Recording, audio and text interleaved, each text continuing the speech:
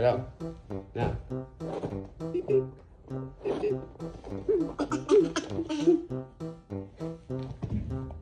Đâu? Thấy đâu rồi? Nào, tìm thấy bạn à? Chà.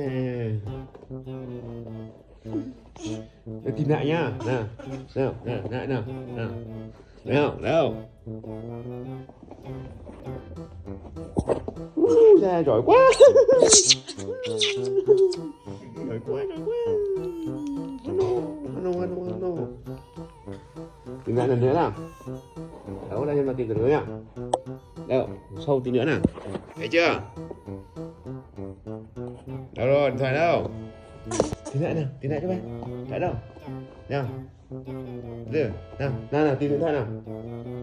Nào, tìm điện thoại bạn nào. Thấy không?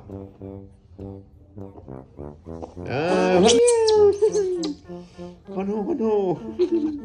Đi nhặt lá đi.